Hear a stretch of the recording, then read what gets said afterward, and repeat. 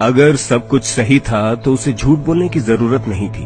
उसने हर कदम पर झूठ बोला, यहाँ तक कि जन्म स्थान से लेकर उसके असली नाम तक। हाँ, ये सोनिया गांधी के बारे में है। बता दें कि सोनिया गांधी की शादी पूर्व पीएम राजीव गांधी से हुई थी। उनका कहना था कि वे दोनों एक ही यूनिवर्सिटी में पढ़ते थे, लेकिन वहां सोनिया नाम की कोई स्टूडेंट्स थी ही नहीं। यहाँ तक कि उनके असली नाम की भी कोई स्टूडेंट नहीं थी। एक retire Indian police service officer Malay Krishnadhar के द्वारा लिखित किताब ओपन सीक्रेट में खुलासा हुआ है। बता दें कि मलय कृष्णधर ने 29 वर्षों तक इंटेलिजेंस ब्यूरो में सेवा दी है।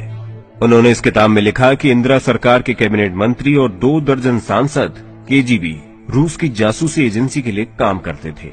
केजीबी ने इसके लिए मोटी रकम देता था। मलय कृष्णधर ने उनकी किताब में कुछ जाने माने तथ्य और पब्लिक सीक्रेटों को प्रकाशित किया है। इस किताब में उन्होंने सोनिया गांधी पर आरोप लगाते हुए कहा है कि सोनिया गांधी एक केजीबी द्वारा भेजी गई जासूस है। वर्ष 1985 में रूसी जासूसी एजेंसी केजीबी द्वारा 2 बिलियन यूएस डॉलर यानी कि 94 करोड़ रुपए राहुल गांधी के स्विस बैंक खाते में जमा किए गए थे, जो कि सोनिया गांधी द्वारा मैनेज किया जाता था। स्विस न्यूज मैगजीन में भी ये दर्शाया गया था कि केजीबी ने सोनिया गांधी, जो कि भारतीय राजनेता से विवाहित है, उसे इतनी मोटी रकम क्यों दी गई। अगर सोनिया गांधी भारत की प्रधानमंत्री बन गई होती तो हमारी राष्ट्रीय सुरक्षा, सेना, वैज्ञानिकता और टेक्नोलॉजी विकास सहित हमारी व्यापारिक गतिविधियां रूस, रोम और अन्य मुस्लिम राष्ट्रों के लिए एक तरह से खुले किताब के समान हो जाती। इटालियन माफिया भारतीय इंडस्ट्रीज और व्यापार पर अपना दबदबा कायम कर लेता, जिसका परिणाम बहुत ही खतरनाक होता। कृष्णधर द्वारा जुटाए गए कुछ सबूत सोनिया गांधी को रशियन एजेंट साबित करते हैं।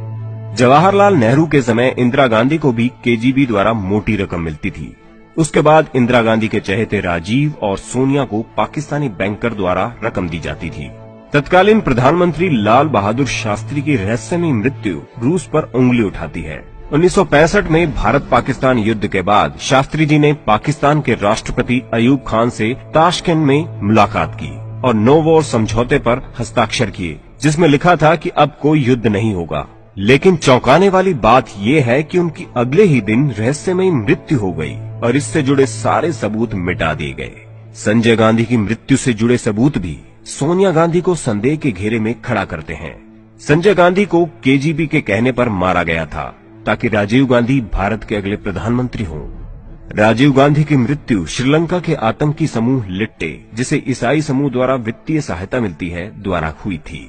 बता दें कि राजीव गांधी को 21 मई 1991 को तमिलनाडु में 24 वर्षीय धनु नामक रोमन कैथोलिक महिला, जिसका असली नाम क्लेबथी था, के द्वारा आत्मघाती बम द्वारा उड़ा दिया गया था। राजीव गांधी को मार दिया गया तो बाहरी जासूसी एजेंसियों ने सोनिया गांधी को बढ़ावा देने के लिए पर्दे के पीछे से काम किया।